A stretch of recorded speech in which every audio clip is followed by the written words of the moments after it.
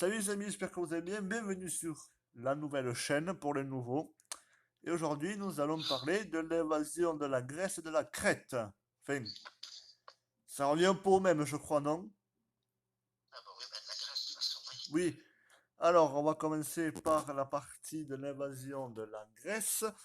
Alors, le 7 avril, une colonne de la 12e armée allemande franchit le Vardar, puis le col de Babouna et le massif montagneux entre le sud de l'Albanie et le nord-ouest de la Grèce.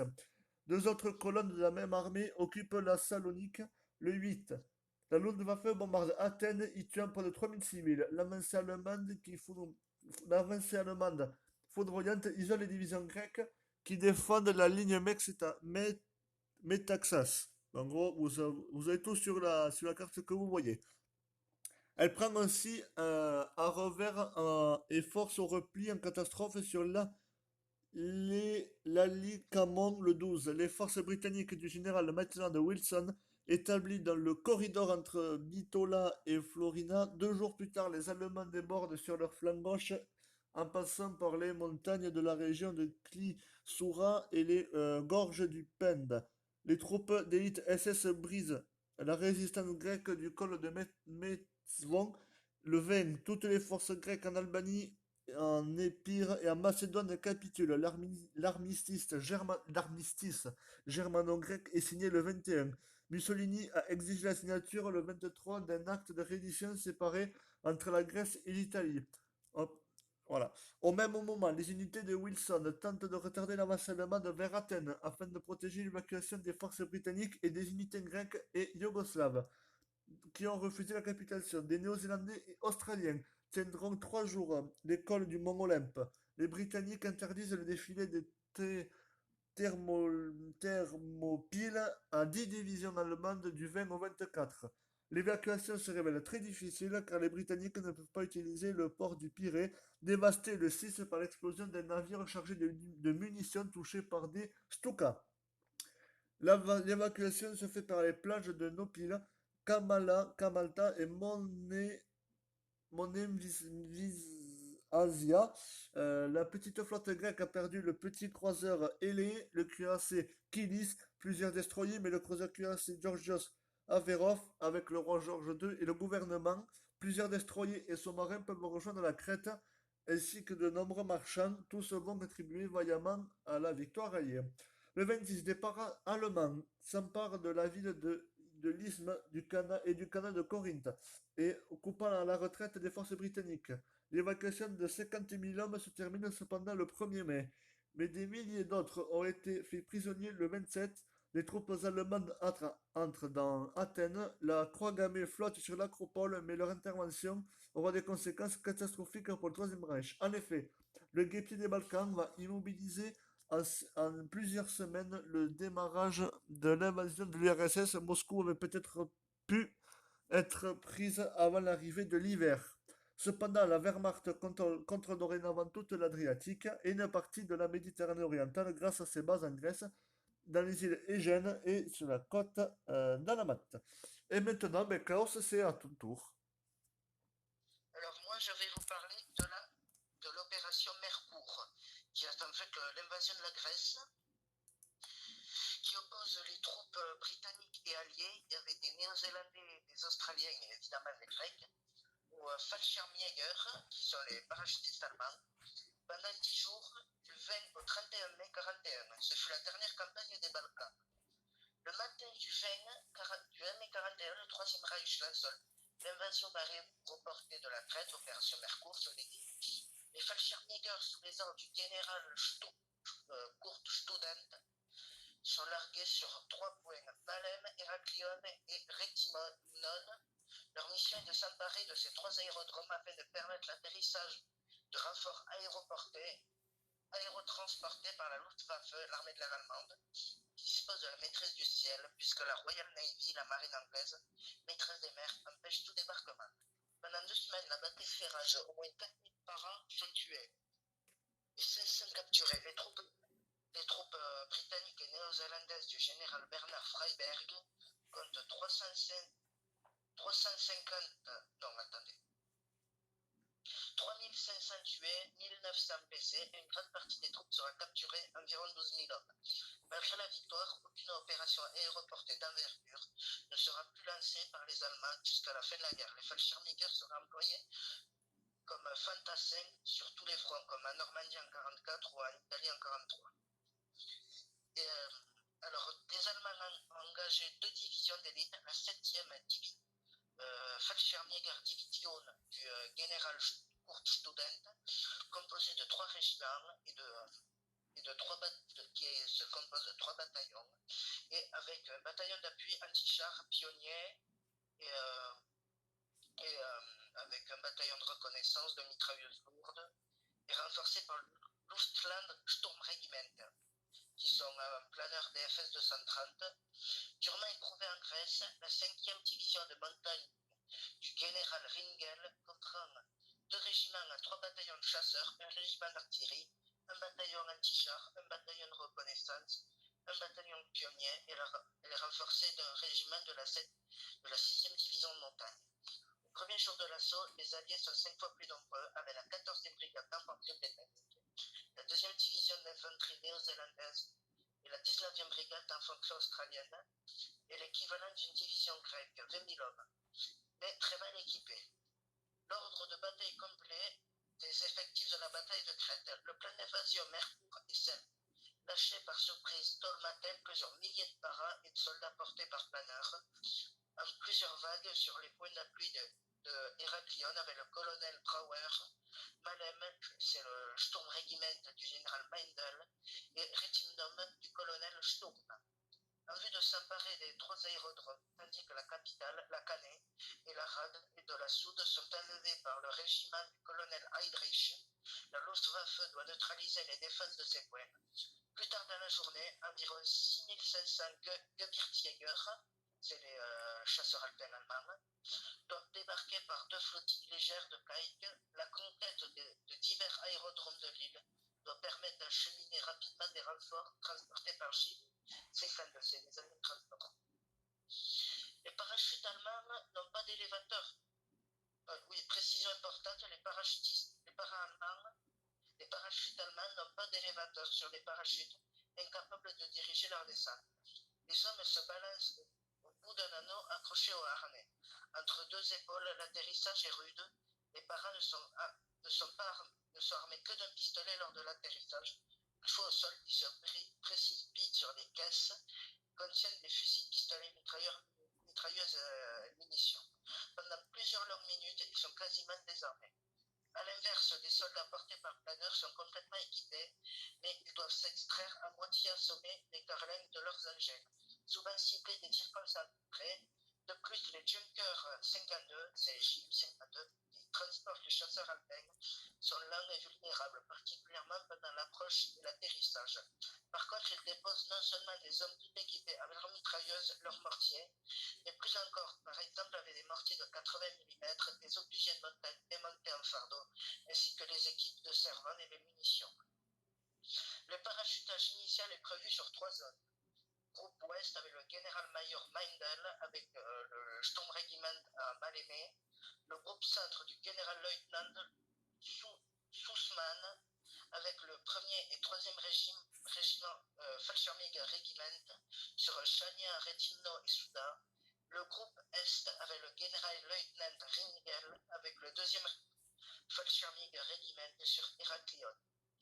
Lorsque les transports allemands apparaissent, Freiberg, phlegmatique, observe et il dit « Dead on time », pile à l'heure. Ce sera la seule allusion à la source ultra. Seul Freiberg et son spécial liaison officer, désolé pour l'accent anglais, savaient le jour et l'heure de l'assaut. Freiberg a donné ses ordres au commandant locaux.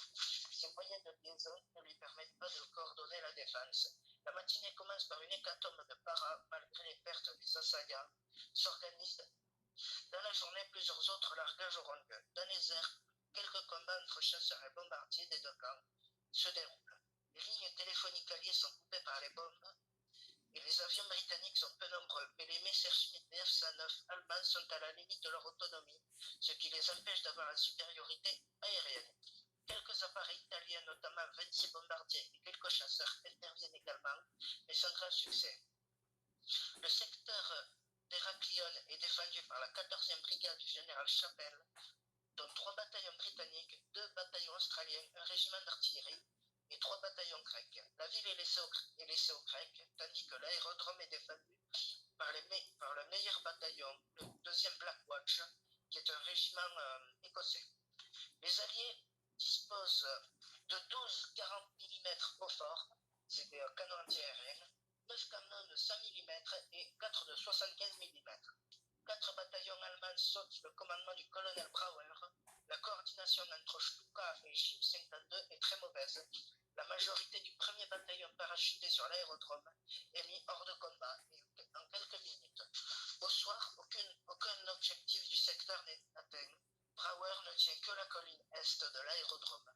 Plus de 200 paras allemands ont tué, les Alliés ont abattu 15 appareils.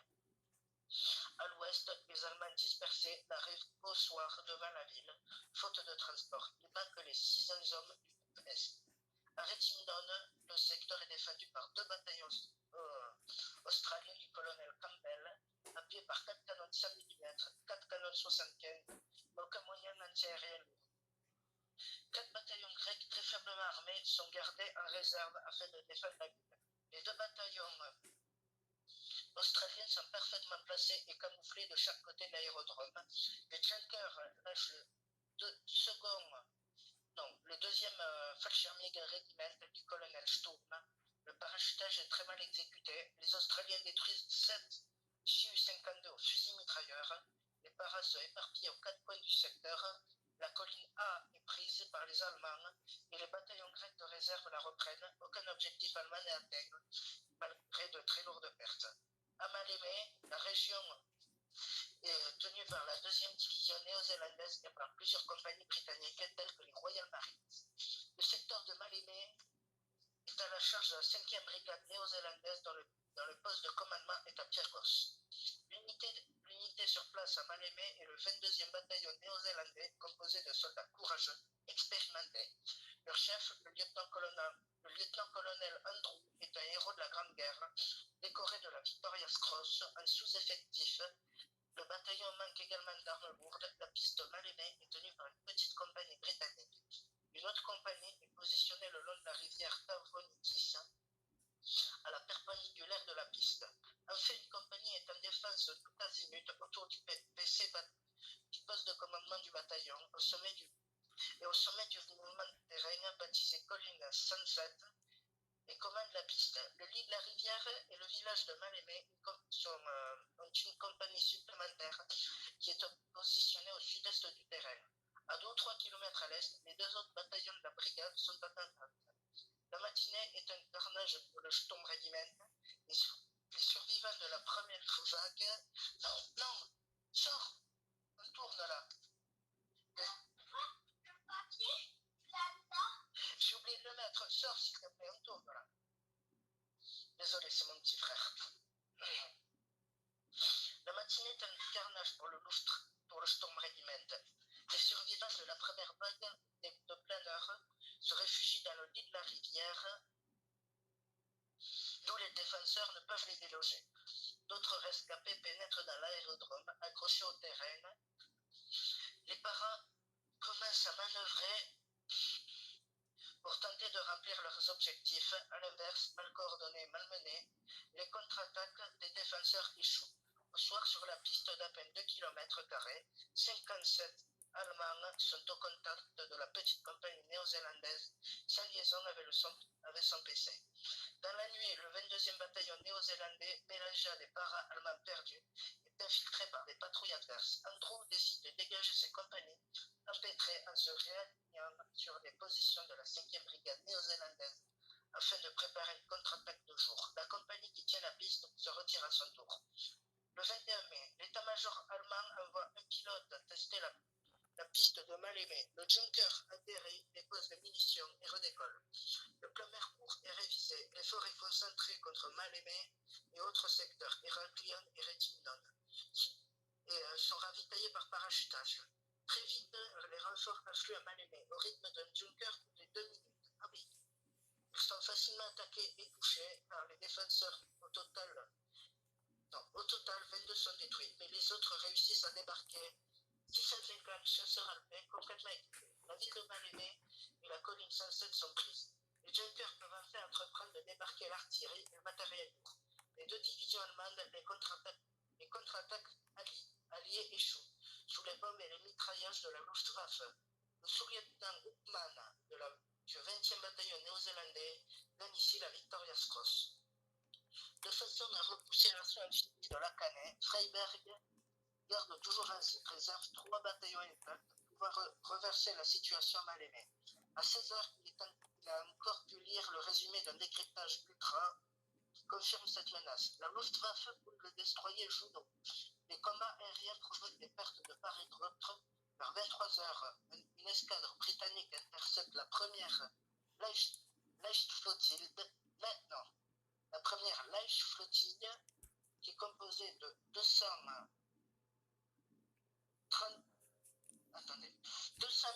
331 hommes transportés par une centaine de caïques, héroïquement défendus par un torpilleur italien, le Lupo. L'expédition qui perd 297 hommes noyés ou mitraillés doit faire demi-tour. Les troupes allemandes sur place doivent se passer de renfort par la mer malgré les plans. Le 22, les combats font rage sur terre et dans les airs. La situation évolue peu. Les paracrines du terrain grâce à de nouveaux renforts. La piste de Mal-Aimé sous le feu d'artillerie britannique est jonchée d'épaves. Le débarquement des chasseurs alpins continue malgré tout. À mer, la deuxième Leichtflottille est interceptée au sud de Milos. Cette fois-ci prévenue, les bateaux font demi-tour, couverts par le torpilleur Sagittario, qui met une torpille au but dans un croiseur britannique. La flottille ne perd qu'un seul caïque. Les croiseurs britanniques Naiad et Carlis sont fortement endommagés par la Luftwaffe. Le cuirassé Warspite est touché, les destroyers Greyhound et Coulée, dépêchés sur place pour repêcher les rescapés, les croiseurs lourds Gloucester et Fiji sont envoyés par les fonds par des attaques de bombardiers en piqué. La Luftwaffe ne perd qu'une dizaine d'avions. Enfin, 800 para-allemands sautent aux environs de Rétimnon et d'Héraklion. Le 23, à matinée, 2 escadres britanniques repérées sont attaquées par la Luftwaffe. Les destroyers Kashmir, Kelly et Avok sont coulés. Le Kipling et le Gilead sont touchés. Soutenus par l'aviation, les chasseurs de montagne mettent tout en œuvre pour alléger la poche de Mal-Aimé et s'emparent de la baie de Souda, encombrée d'épaves de navires alliés, et poussent vers l'est afin d'épauler les paras de Rétimnon et d'Héraklion. La Luftwaffe détache 2 chasseurs Messerschmitt F-109 à Mal-Aimé. Les Britanniques envoient quelques avions Straffer qui font du mitraillage au sol sur la piste de Mal-Aimé, ajoutant d'autres épaves d'avions aux nombreux débris déjà présents. Des Su-52 à l'atterrissage heurtent ces carcasses, rendant la piste de moins en moins praticable. Les chasseurs alpins sont de plus en plus nombreux. Dans le secteur d'Héraklion, l'assaut des paras du colonel Brauer est un échec total. 1300 hommes ont été perdus. Le reste du régiment ne tentera plus rien en soirée. Les premiers commandos de la Lake Force sont débarqués par 2 destroyers britanniques. Le 24, 25 et 26 mai, les combats acharnés se poursuivent autour des hauteurs de Galatas, entre Mal-Aimé et la Cannet. À Mal-Aimé, la 5e division de montagne est complète. 14 000 hommes, artillerie de montagne, canons anti-chars et surtout bataillon d'infanterie bien équipés et entraînés. Le général Ringel prend le commandement. Le secteur de Galatas est défendu par la division néo-zélandaise, 2 bataillons australiens et les troupes grecques. Les Allemands alignent un régiment d'artillerie, un régiment d'infanterie de montagne et le 3e Fallschirmjäger Regiment qui tient la prison de Vallée. Au nord de la ville, les Alliés doivent se replier, ouvrent la route de la Cannet. Le 26, 2 cuirassés, un porte-avions, 2 croiseurs et 3 destroyers britanniques quittent Alexandrie pour bombarder l'aérodrome allemand de Karpathos. Ils causent quelques dommages au retour. Au retour de l'armada est harcelée par la Luftwaffe. Le porte-avions HMS Formidable, plus ou moins, et le destroyer Nubian sont durement touchés. Chargé d'acheminer d'importants renforts sur l'île, le Glenroy est contraint de rebrousser chemin par les attaques allemandes. Dans la soirée, Freiberg ordonne le repli vers le sud. Le 27, 28 et 29 mai, le repli est entamé. Le 27, alors Alors que les Allemands prennent la Cannae et progressent vers Soudan, l'évacuation par mer débute. Le 28, deux Panzer II, qui sont des blindés légion allemands, de la 5e Panzerdivision sont débarqués, ainsi que des troupes italiennes qui ne participeront que très peu au combat. Les troupes alliées rembarquent le plus souvent à Sfatia, atteignent via les gorges de Samaria. Cet épisode est observé par le capitaine Evelyn Vogue de l'état-major de Robert Bicop. De nombreux navires subissent l'assaut de la Luftwaffe. Le croiseur HMS Ajax et le destroyer MHS Imperial sont gravement touchés. Le destroyer est coulé le lendemain. La baie de la Soude est conquise le 29. 3 destroyers sont endommagés par les attaques des bombardiers. Le 30, 31 mai et 1er juin, l'évacuation s'achève. De nombreux soldats du Commonwealth errent encore pendant des semaines dans l'île. Les combats faiblissent graduellement, mais une dernière perte importante est à signaler sur mer. 2 croiseurs de la Royal Navy sont engagés pour appuyer les destroyers. L'un d'eux, le croiseur antiaérien Calcutta, est coulé en quelques minutes par l'attaque de 3 Ju-88 Stuka. Le seul corps des Fallschirmjäger enregistre 1520 tués, 1502 disparus et 1500 blessés. Les chasseurs allemands ont 395 tués, 257 disparus et 504 blessés. À cela, il convient d'ajouter les 300 aviateurs allemands abattus. Près de 6000 hommes sont mis hors combat. Du point de vue matériel, le Fliegerkorps perd 52 chasseurs, 18 Stuka, 28 bombardiers et 4 avions de reconnaissance. Plus grave, plus de 100 Ju-52 de transport sont perdus. Sans compter les appareils endommagés, la crête est bien le tombeau du parachutiste allemand qui a dit Kurzstudent. D'ailleurs, je ferai sûrement une vidéo sur Kurzstudent. C'est un grand stratège. Pourquoi pas? Les formations allemandes ne seront plus jamais parachetées en masse. Et pourtant, la bataille se solde par une victoire allemande. À cela, plusieurs explications. C'est la mauvaise interprétation par le GCECS, puis par le Freiberg, des messages énigmas interceptés. Exceptionnelle combativité des paras et des chasseurs allemands, en particulier dans ces conditions, une troupe moins motivée ne se serait rendue devant les pertes et l'échec des planifications. La supériorité aérienne de la Luftwaffe, bien qu'à limite de rayon d'action, est en mesure d'apporter un soutien efficace. Dans la nuit du 20 au 21 mai, le repli du bataillon néo-zélandais tient mal les mains. Après la modification du plan allemand initial, Student décide de renforcer prioritairement Mal-Aimé. Le 21 mai, pendant les contre-attaques de la Mal-Aimé, 3 bataillons alliés sont gardés en réserve autour de la Cannae afin de repousser un assaut amphibie qui n'arrivera pas, privant alors les troupes qui défendent l'aérodrome de renfort. Je pense que si ces bataillons auraient été sur l'aérodrome, les Allemands auraient perdu. Puis la solitude du général Freiberg, dont l'état-major est absent et les liaisons radio insuffisantes. Puis les vétérans de 14-18 du général Freiberg Putrick de la 2e division néo-zélandaise et Argas de la 5e brigade néo-zélandaise et le lieutenant-colonel Andrew du 22e bataillon néo-zélandais ont commandé depuis leur poste de commandement sans aller voir sur le terrain ni contrôler l'exécution de leurs ordres. La Royal Navy perd 9 grandes unités ainsi qu'une multitude de plus petites, coulées par des bombardiers allemands. Or, un puits solide de la marine était l'une des conditions posées par Freiberg. Particulièrement féroces, les combats se prêtent mal aux rétitions de dernière minute.